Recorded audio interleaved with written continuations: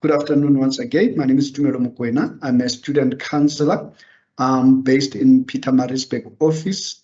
I'm not alone. I'm with my colleagues. I will give them a few minutes to introduce themselves before we can proceed. My name is Mangaliso Matlambi. As Tumelo said, I'm an admin officer for Counseling and Career Development Unit in Durban campus. Thank you for attending today's study skills workshop. Mobile, you can introduce yourself. Good morning, students. My name is Catherine Dihale. I'm a trainee career guidance practitioner at the Durban campus. Welcome to the study skills workshop. We also have Mobile Masugu. She's also an intern at counseling unit as an admin. So just a quick announcement before they can start with their presentation. Please note that this session is being recorded, and number 2, it will be available on the YouTube channel. We will share the YouTube link for you so that you can access all the counseling and career development unit workshop that we are conducting in 2024. Everything will be just uploaded there in that channel. And then thirdly, your mic and cameras are unmuted because we are on live event to avoid the distraction so that the presenters can able to present smoothly. Not that you won't be able to get an opportunity to open your own camera or your mic. However, we have a Q&A session there. If you look on top of your desktop or laptop on your right-hand side, there is chat, people, Q&A. In that section, where if you are clicking Q&A, it's where you'll be allowed to post the questions, suggestions, comment regarding the presentation, and then the presenter will able to answer your questions at the end of the presentation. And however, the general question that doesn't need a presenter's attention, Catherine and Ngobilo, they are also available to answer those questions on the chat. Please do use Q&A session to post your questions, students. Feel free. This is your workshop. You are also allowed to ask some questions based on the workshop. Thank you so much once again for honoring this workshop. Hope you will benefit a lot from this presentation. Thank you. Thank you, Smangaliso. Okay, student, Catherine will start. Catherine, are you ready on your side? Yeah, we can go. Okay, go. I'm just going to do with you the first part of the study skills workshop. So I'll do the first part of the presentation. Okay, let's just get into it. What are the outcomes for the workshop today? What will you gain from this workshop? We'll learn about different types of learning styles. How do you organize yourself as a student in a higher institution? How do you prioritize your subjects on your modules that you are doing and are registered for? How will you benefit from online group discussions? The study make as students, what are they? You will learn about active learning, and then you'll also learn about the study techniques that are available that you can use, like your PQ4R. You're learning through association, learning classification, and acronyms. Okay, let's get into the introduction now. So as a student, you need to develop study techniques that are effective for you as a unique individual. Remember that every student has different abilities, right? So there's no specific study method that would yield same results for everyone. It is not a one size fits all. What works for me won't necessarily work for you, right? So it is important to figure out the type of a learner that you are, type of a student that you are, and you need to experiment with different methods till you find that one method that is going to work for you as a student. So it could be a trial and error in the beginning until you find the most effective one that is going to work for you. Remember again that There's no right and wrong way of studying or right and wrong study method, right? You may also find that you can use better a combination of methods depending on the modules that you're registered for. You can use more than one study method. Different methods will help you divide your time between your study materials, making notes, your revision, your memorizing, and also your self-testing. For example, if you are a visual student, visuals like mind mapping or mind maps, diagrams will be a conducive way to help you memorize. Like I said, there are a lot of different methods or different study methods that you can use as student. You just need to try and error until you're going to find that one method that is going to work for you. What helps you to study better? What is going to help you to study better as a university student, right? Firstly, you need to understand how you learn, right? How do you receive? How do you encode information, right? How do you store that information in your brain? How do you memorize it? And how do you retrieve it during your test or an exam? You need to also understand and know your learning style, right? You need to also be aware of your learning approach in a way that is going to be best for you and that is going to better fit your learning style. Let us look at some of the facts and opinions with regards to learning styles and learning methods that are out there. So one fact is that some individuals tend to focus on facts and data. And the opinion would be that others are more comfortable with theories and maybe mathematical models. And another one is that some would respond well to visual forms, right? Like your pictures, your diagrams, your graphs, you know, and then some get more from verbal presentation. It could be either written or spoken explanations. And some would prefer to learn actively, for their learning to take place actively and also interactively, while others function more introspectively and also individually. Now you will understand from my previous slide what I was talking about. Now we are going to get into the different learning styles that are available to you as a student, right? What are the different learning styles that are available for you as a student? You'll find from all these learning styles that maybe you resonate with one learning style, or maybe you want to try out another learning style and see if it's going to work best for you or yield better results for you. The first learning style that we have here is the visual spatial learning style, right? This one uses graphical ways to represent information. So it will represent information in like pictures, images, your diagrams, your graphs, your chats, videos, note-taking, summaries, and mind maps. Most people who use this kind of learning style conceptualize words as images in order to learn, right? They may make drawings or artwork that represent a topic or a concept. They can also grasp meanings behind a facial expression or a body language that the person that is teaching, right, makes at that particular time, right? Then we go on to the auditory musical learning style. This one has got to do with sound. Anything that has got to do with sound, music, repetition, question and answers, you know, out loud, study groups and videos is the auditory musical learning style. So these kinds of people who use this learning style, they prefer to listen instead of maybe seeing. They prefer to listen instead of reading or physically trying to learn. So they may enjoy maybe conversations about a topic, maybe discussing a topic with a friend or with a fellow student. They would also like to read out loud, right? Instead of internalizing their reading so that they can grasp the information. They also would be interested in maybe listening to podcasts about a certain topic or a certain concept in order to understand it better. They may also be like Q&A sessions may also help them to better grasp information. Like these kinds of people, when they study, they want music in the background, not loud music though, just soft music so that they break the silence and they are able to focus.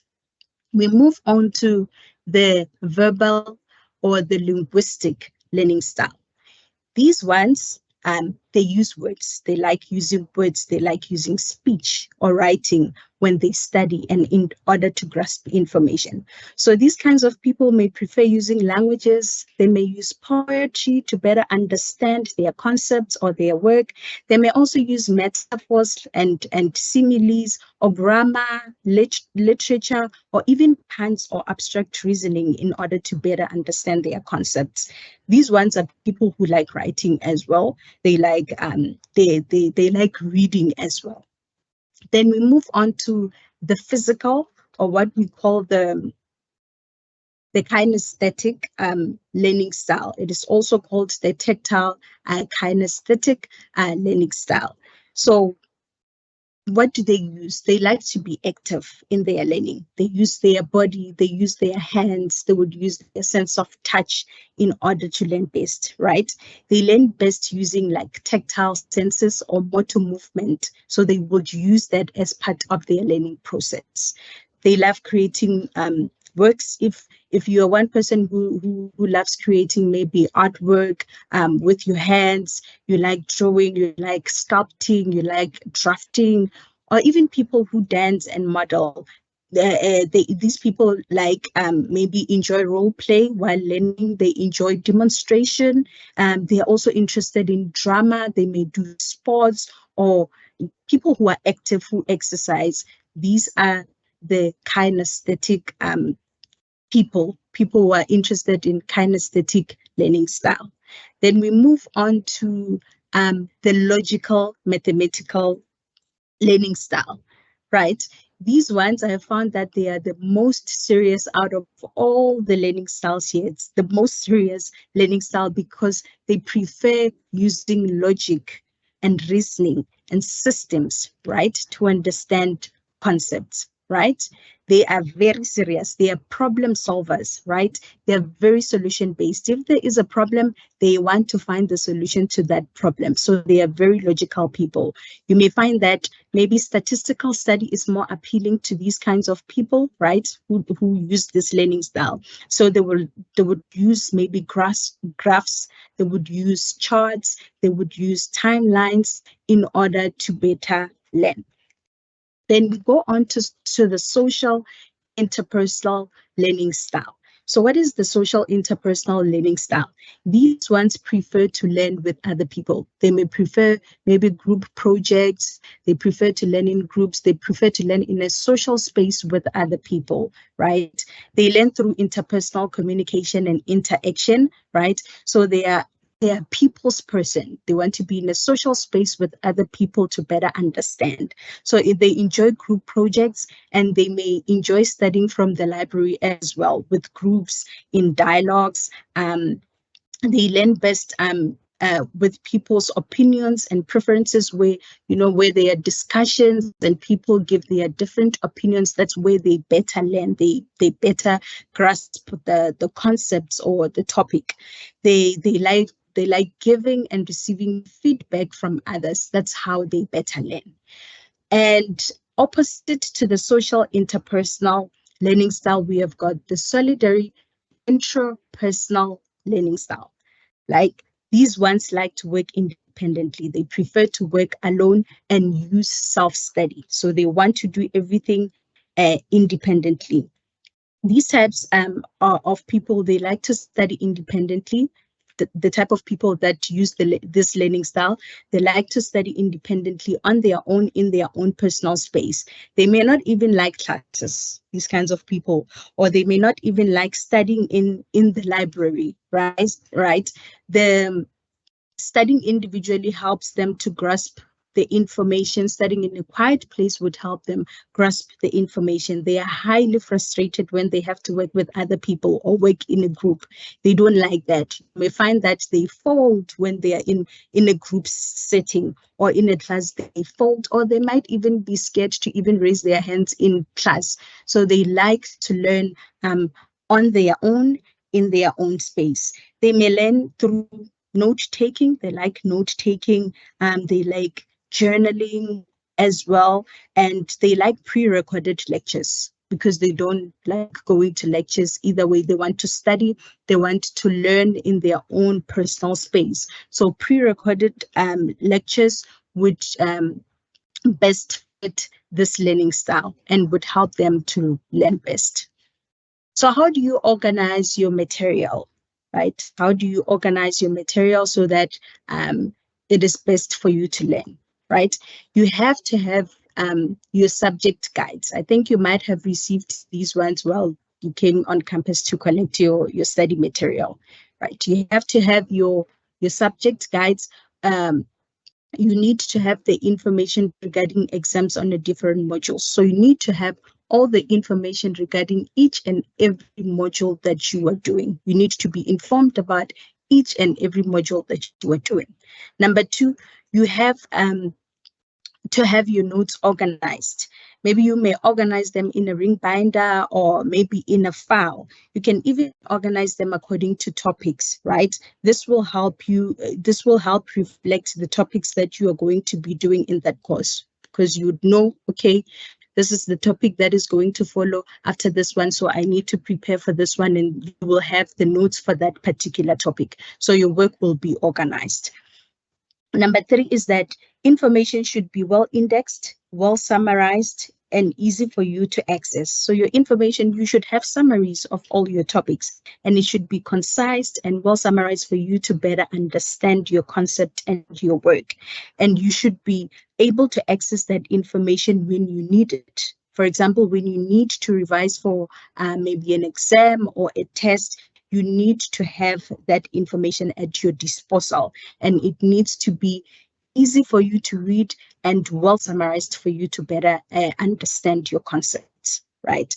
Finally, you need to organize exam papers, especially your past exam papers and past assignment, maybe sometimes with corrections, so you can work on them, and also for you to be able to practice your work and to just see how some of the questions are answered, or some of the how you can structure your answers, you know, because most lecturers do not want answers to questions to be answered the same way. So you are not going to necessarily structure your answers the same way in each and every module, right? So you need to know how different questions are answered per module. So you need to understand all your modules. So have past papers and answers so that you can better practice to acclimatize yourself to the way that questions are answered.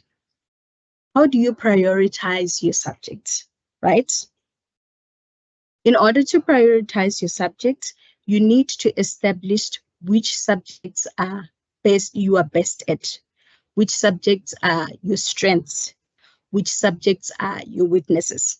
Are your best subjects the ones that are theory-based? Are your best subjects the ones that are practical, or the ones that include numbers? Are you good at those subjects? Which subjects are most difficult for you? You need to establish that so that you can spend more time and invest more time and more hours and more efforts in that. So I think maybe at this stage, because you're only starting now, you might not have discovered which subjects are hard for you and which ones are a bit easier for you to get through. But as time goes by, you will get to know which ones are a bit hard for you and which ones are easier for you. So you know where you need to invest more of your time and where you know that, you know, you're cruising nicely. Also, you need to find out whether you have to answer questions in all areas or whether you can limit the range of topics you need to prepare for. For example, some topics are read only for your own personal knowledge, right? And some topics you're going to be tested on. So you need to be able to know which topics are there for me to just read and, expand my knowledge, and which ones am I going to be tested on. That is why you need to collect all the information that you need on each and every module that you are going to be doing. I believe this is my last slide with you guys. Good luck. I'll hand over to Tumelo to continue with the presentation. Thank you, students. I believe that we all are aware that COVID has actually changed things. We're no longer doing things the way we used to do before COVID. So most of our students now, they actually interact on online platform, on different social media platforms. Tools allow individual to access a visual environmental remotely. I think the good thing about this is that sometimes you will find that where you are, I will make an example with someone maybe who's doing stats. You will find that you do not know anyone who's doing that particular module, and then you do not get any assistance. We know that if sometimes when you go to my UNISA or my Moodle platform and post a question there, no one will respond. But with this online platform, especially with Telegram, even though it's not authorized platform for UNISA, but we know that most of our students, they actually using it, and there are different groups where you can actually get assistance. It will help you as a student to make sure that you participate and then post your views, not only participate when you have a question or concern, but you also need to make sure that you contribute, because sometimes we mustn't wait for other people to come and explain.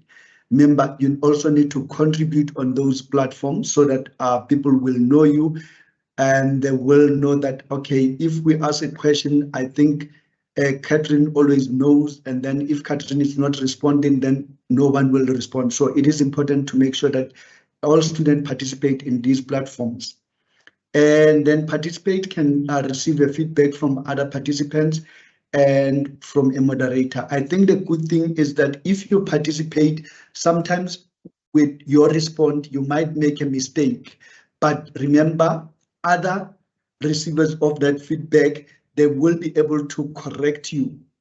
So that is why we're saying it is important that you always participate in these groups and make sure that you do not participate only when you have a question or when you have a concern.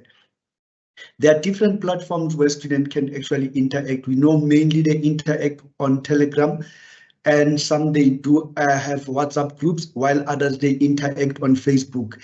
And we know that the formal platform for UNISA student to participate is actually Moodle, my UNISA. That's where the student need to participate, but we know that I think on that platform, they're still lacking, there's less interaction.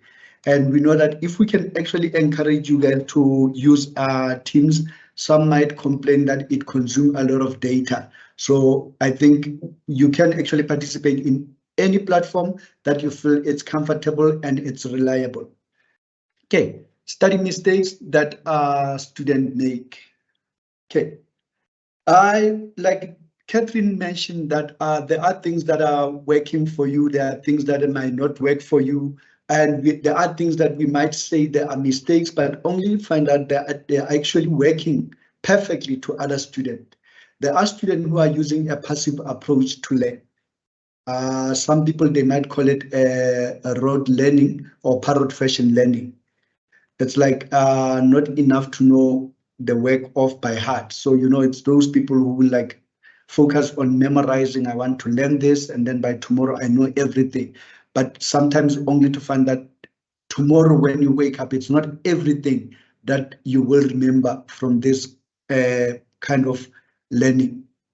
And then sometimes people, they read without understanding. You will get too excited that, okay, I actually managed to read from page 1 up to page 7.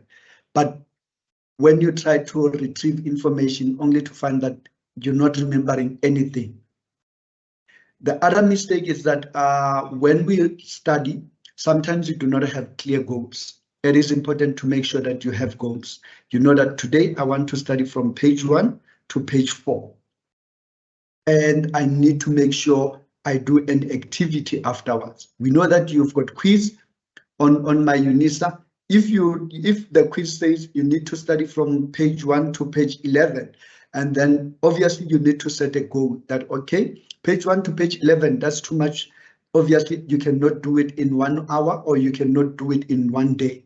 Then you need to have a breakdown so that when you go online to do the quiz, you will remember exactly what you have read.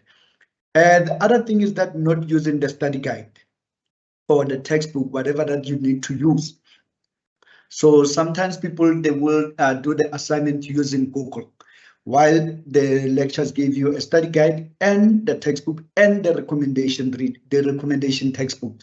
So it is important to make sure that when you study, to avoid to make the mistakes. If your module says you've got a study guide, you've got a prescribed textbook, and you have a recommended textbook, you need to make sure that you have all those things when you study, so that you can consult or you can actually refer to all of them. The other mistake is that most students, they do not revise or test themselves while they're learning. They just learn, and then after that, there will be no revision or self-test. So that's a mistake, because you remember after that, maybe tomorrow when you have to start chapter 2, you don't know anything on chapter 1, but you're saying you're done with chapter 1. So it is important that when you study, you revise and you test yourself. Study at the last minute, and that one is actually put too much pressure, and most people, they get stressed. Because if now we encourage you as students that you need to start studying now, and then you'd be like, oh, I saw my exam date, actually writing this module in June. I still have a couple of months. Remember, you've got the assignments that you need to work on. You've got the quiz that you need to attempt. So if you say you will do this at the last hour or at the last minute, obviously you're making a mistake, because by that time you will have too much pressure. And obviously once you're having too much pressure, you start panicking. And obviously there is a less that you will be able to absorb. The other mistake is that, when we're preparing for the exams, we like to cross night. That's a BS mistake. But what if you get tired during the exams? Not that you will say, oh, I will take an energy drink. Okay, you take your energy drink, but when you get into the exam, you do not remember everything that you've studied all across the night when you were cross-nighting. What will happen? You will end up failing. The other mistake is that being scared of trying new techniques. It is important, like Catherine said, it is important that you're actually doing a trial and error. You check what is working for you and what is not working for you. And then the minute you realize that, okay, I'm a visual learner, I need to do maybe the cards, or I need to do the mind maps, or I need to do the notes, then you do that because it is working for you. And if you realize that, okay, but on this module, I'm actually a visual learner, but on this module, because I'm not good with the numbers, hey, maybe it's something that I need to say it out, how to do the formulas and all those things. You need to have a way of dealing with these things. Do not be scared to try new techniques, because you will never know which one will work better for you on certain modules and which one it might work better for you on the module that you're finding it difficult. Other mistake is not asking for help. Like we said, most of our students now, they interact online. So you know that if you're stuck, you can actually check with your fellow student online, or you can try to send an email to your lectures, or if ever the module, it falls under the high risk module, then you will have a tutor. And obviously, when you go to the tutor, you need to make sure that you've got questions that you need to ask the tutor based on the challenges that you're experiencing on that particular module. Remember, it's not all the modules that you will have the tutors. It's only high-risk modules, those modules that they are known that most students, they fail them. Okay, moving on, we're looking at the active learning. What is active learning? When you read with understanding. You set the objective of your study units, and then you know the overview of the questions at the back of the chapter. So that is active learning, because with active learning, first thing that you will do, you will check what is it that I need to study from this particular chapter, what is it that I need to know. And maybe people who actually use the active learning style, you might find that before they even check, they go check what is expected for them on quiz, and then they also check what is expected on my assignment.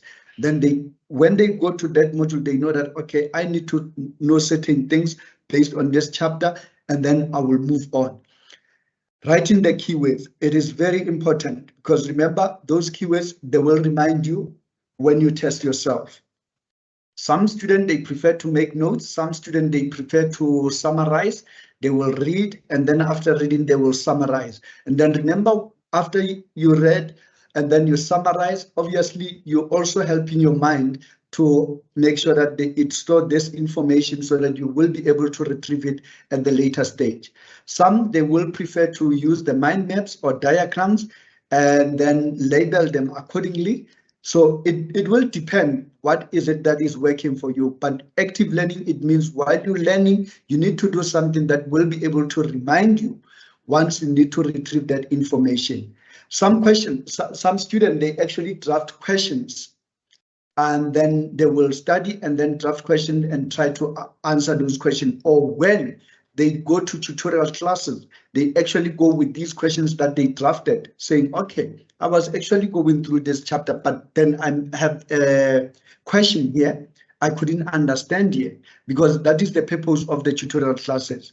Sometimes you might find that students, they only try to contact lectures when they find a difficult question on their assignment. Remember, if you send an email to the lecture and you're asking about the question that you find it difficult on the assignment, the lecturer won't respond, because if they respond, they will be telling you the answer for that particular question on the assignment. But if before you attempt your assignment, while you study, you have a list of questions that while you're studying, you draft them down and then you send them to the lecturer. Can you please help me to understand this? Can you please help me to understand here? Then obviously you might find that the lecturer is not busy and they respond to you.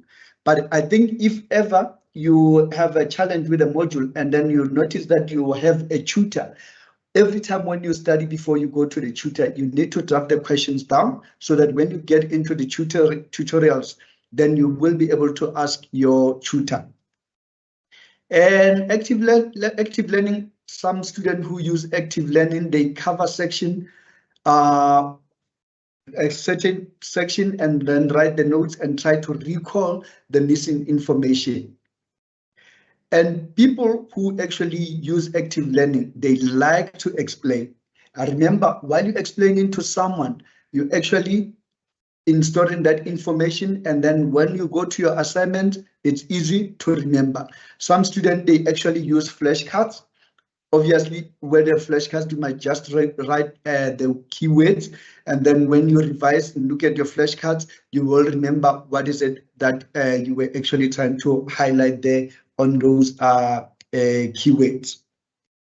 We're looking at the difference between deep learning and surface learning. Attributes of deep learning. As here, students relate ideas to previous knowledge and experience. Sometimes you will do a module, and then when you look at it, and then you will recall something that you did in high school. And then that's when you relate previous knowledge and the experience. And then sometimes you'll find that students look for pattern and unrelated principles. You use a certain pattern, and then once you find, okay, this pattern is working, and then you try to relate it to unrelated principles. Sometimes students check evidence and relate it to conclusion. You might do your attempt on assignment 1, only to find that you were not ready. And then you might conclude that, oh, that module is actually a difficult one for me, without actually looking at what actually transpired. What if you actually attended that module or assignment late, obviously you didn't get enough time to study that particular module. And then student examine logic and argument cautiously and critically. So sometimes you will find that with deep learning student, they will actually examine their logic and argument. And then the next thing, they fail to move on. Students are aware of understanding that develops or development or develops while learning. Student or understanding develops while learning. So obviously you need to spend more time learning so that you will develop an understanding. Sometimes students become interested in the course content, but not understand it. So it is important to understand it so that you will be able to apply it at the later stage. And then the attributes of surface learning. Students treat the course as unrelated bits of knowledge, and then students tend to memorize facts and carry out procedure routinely. So it is important to make sure that you do not memorize facts, you learn with understanding. Make sure that, like I think the previous slide, active learning, that's where it needs to apply. Because if you memorize, then let's say you go to the exam. We know that if you memorize something and then you go to the exam, you forget one word, then you will forget the entire thing. Students find it difficult in making sense of new ideas presented. Yes, we understand that sometimes some of the modules that you are doing, they are new, and it will be difficult indeed to make sense of what is it that it is expected from you. So you need to make sure that you spend more time trying to understand what is it that you'll need to understand so that it can make sense. And once it makes sense, it will be easy for you to retrieve it when you're doing your assignments or during the exams. And then sometimes students see little value or meaning in either course or task.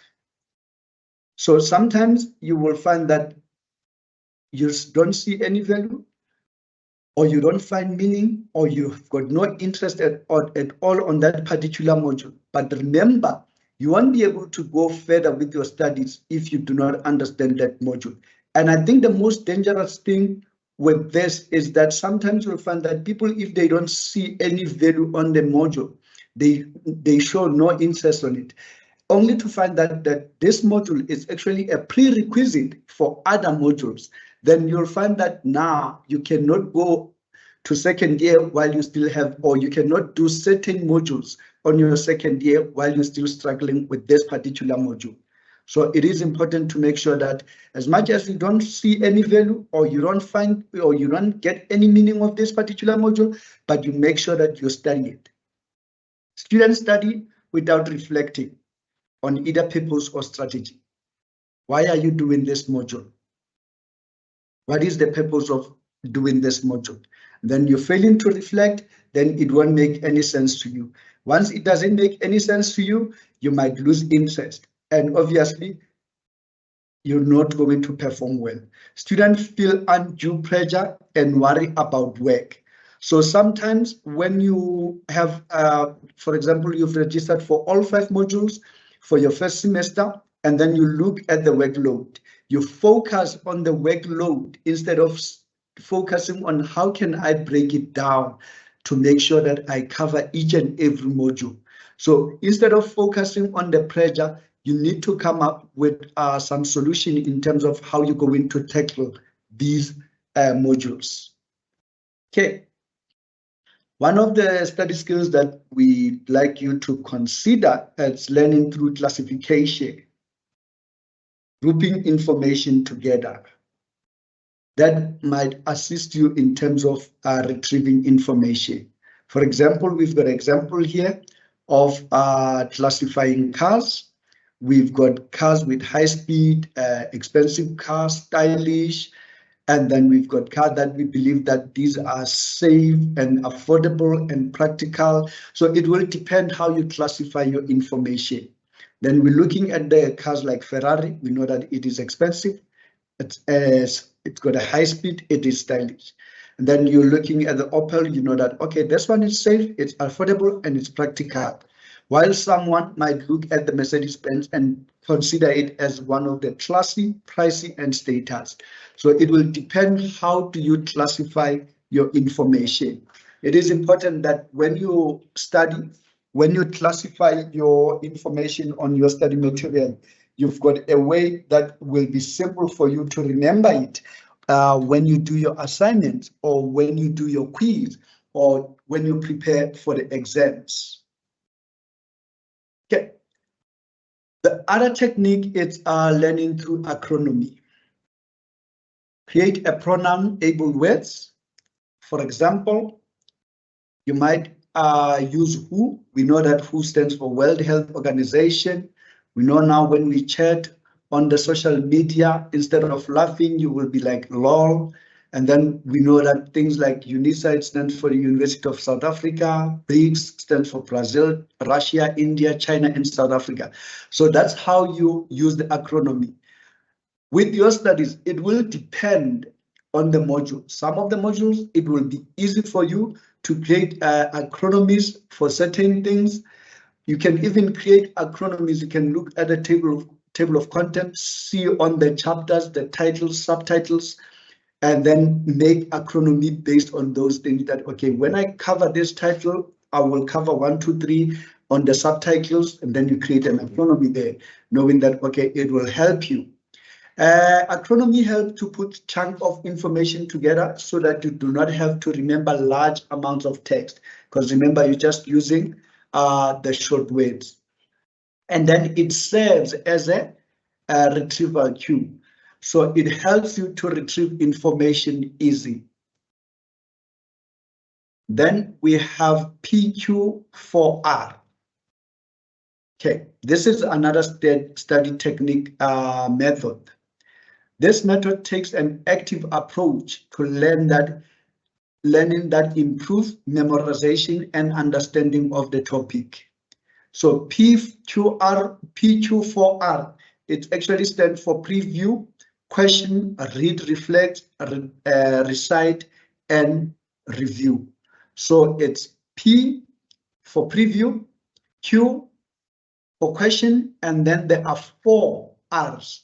That stands for read, reflect, recite, and review. So how do we do with this? Might preview the information before you start reading to get an idea of the subject. It's like you skim, just looking at the material, heading, subheadings, and highlighted text. So that's when you preview. You might do it on the table of content. You might actually go to the chapter and look at what you will cover on this chapter. The headings, subheadings, and the highlighted text. Then you ask yourself a question related to the topic, such as, what do I expect to learn? What do I already know about this topic? Is there anything that I know about this? Is this something new? How am I going to tackle this if it's something that I've never come across it before? Then read. When you read, you're just looking at the information from one section at a time and try to identify answers to the previous question that you ask yourself. Then once you read, you need to reflect. Did you answer all the questions? If not, you need to go back and try to answer them. Now you've read, you've actually reflected, now you need to recite. When you recite, it's in your own words. Either you speak or you write down a summary of information you just read. So you read, you look at the questions, you ask yourself questions, and then you try to see whether you are able to answer those questions. And then after that, you start making notes. Then again, you go back to review, look over the material to see whether there's anything that is missing or anything that you maybe at that time while you were skimming, you thought, this is not important, but maybe with a question that you kept on asking yourself, you've realized, okay, that part is also important. Then you need to review what is it that you've actually managed to retrieve, or you managed to read and store it on your memory. Okay, learning through association. This is a process where you relate something you already know to the academic material you want to remember. Remember, sometimes when you read, there's something that will be triggered, maybe on something that you saw on TV, or something that you learned from high school, or something that you learned on your life experience. And then try to align it in keywords from academic text with aspects from real life that you already know. For example, you'll find that people who are doing psychology, they like to diagnose people. They might see someone at home and they will be like, hey, my auntie behaved like someone who's got schizophrenia. And then with that, when you go back to the exams, when you look, for example, when you think of the symptoms of schizophrenia, and then you think of your auntie, once the questions come, you will definitely know that, okay, this is schizophrenia because my auntie has this certain behavior. And those who did history, they will know that when you look at the map, you might see that Italy is actually shaped like a boot. Then you associate, you're doing your geography, and then you write in the exams, maybe they say something happened in Europe, and then you're looking at the Italy. You know that you will have to look for something that's shaped like a boot. That's how you read through association. Okay, student, we actually came to the end of the presentation. Really appreciate that you stayed with us towards the end. We will take question and answers. I believe my colleagues, Catherine and Mobile, are posting the evaluations on the Q&A. We will also try to answer your questions. To those who actually wants the recording will be uploaded on DCCD YouTube channel. And to those who wanted to be with us but couldn't be with us because of work or other commitments, then they will be able to get the recording on our YouTube channel. I can tell you that I was once a UNISA student, and I think the difficult part for me was that I was actually a UNISA student and I have to work during the day, but because I was doing a temp work as a waiter, I used to start working from 4. So I will try by all means to make sure that I'm in school or I'm in campus between 8 in the morning until 2 in the afternoon. And after that, I have to make my way to work. And obviously, it's a matter of making time to study. Obviously, study during the day and then being at work in the afternoon and evening, and making sure that at night when you get home, you start working on your assignments. So all these things, sometimes they are working. It's just that you need to find something that will work for you. Kathy? Yes. Do we have questions that we need to answer?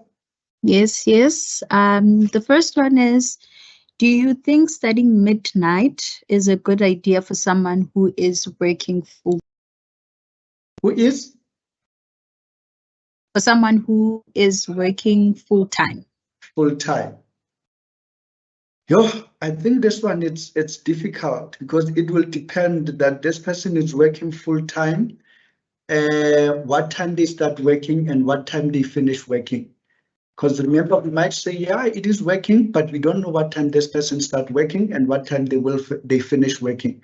So in that case, it is difficult to say it is okay or it's not okay. But I'm not too sure if the student did attend the time management workshop. I think it was last week. Maybe they should actually try to see if they will be able to get the recording for that so that they can see. Because remember, in terms of allocating time, you just need to see which time it's working for you. Because for me, I cannot study from, let's say, 6 o'clock until 9 o'clock, because that time, for me, it's a prime time. It's time for TV. There are many programs that I like on TV. And for me, I have, maybe in order for me to work, it's to cut down for TV. Then that will mean from 5 o'clock when I get home, I need to rest.